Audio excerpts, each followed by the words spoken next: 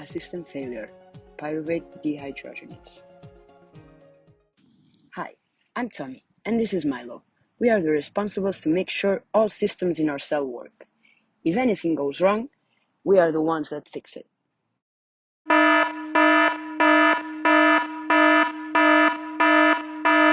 Oh no, the system is off.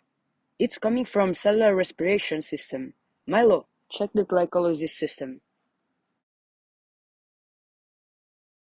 Okay, that's not it. Check the mitochondrial matrix for the oxidation of pyruvate. Oh, that's it. We are missing pyruvate dehydrogenase enzyme. Without it, we cannot proceed with cellular respiration and our system is missing energy. Let's see how it works. Pyruvate dehydrogenase is an enzyme part of pyruvate dehydrogenase complex, which is responsible for the oxidation of pyruvate. It converts pyruvate to acetyl-CoA, while obtaining CO2 as waste product and a molecule of NADH, a high-energy molecule. The acetyl-CoA product is the starting material for Krebs cycle. One of the main functions of Krebs cycle, also known as citric cycle, is to obtain energy for the cellular respiration. Since acetyl-CoA is the starting material for this cycle, if we are missing pyruvate dehydrogenase enzyme, our system cannot produce acetyl-CoA. Let's focus on the pyruvate dehydrogenase complex. This complex is composed by three enzymes, E1, E2, and E3. E1 is our missing enzyme, pyruvate dehydrogenase. In order to do their function, each of these enzymes require coenzymes. For example, E1 requires thiamine pyrophosphate, also called TTP.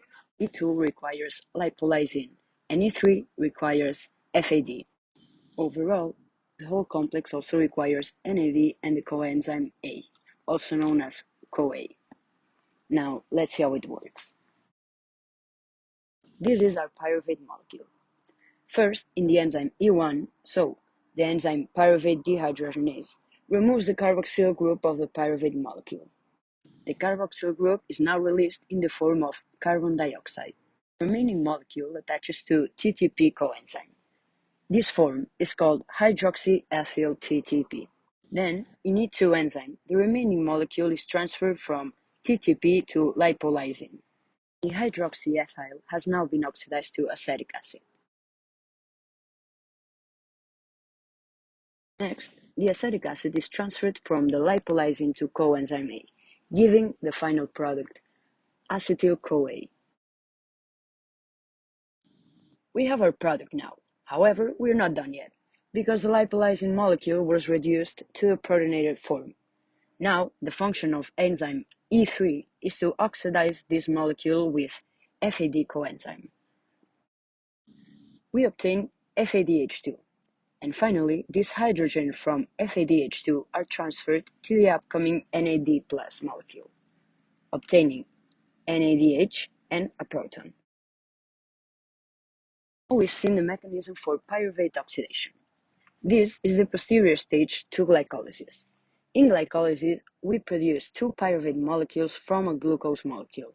Then, as we said, we oxidize the pyruvate to acetyl-CoA with pyruvate dehydrogenase enzyme complex. And finally, with Krebs cycle, we obtain energetic molecules for our system.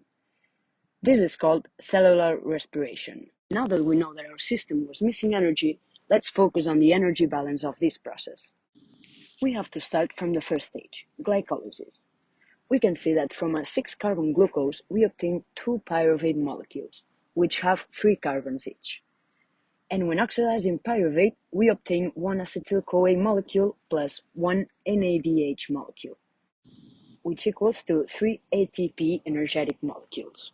Through Krebs cycle, we obtain 3 NADH molecules, one FADH2, and one ATP.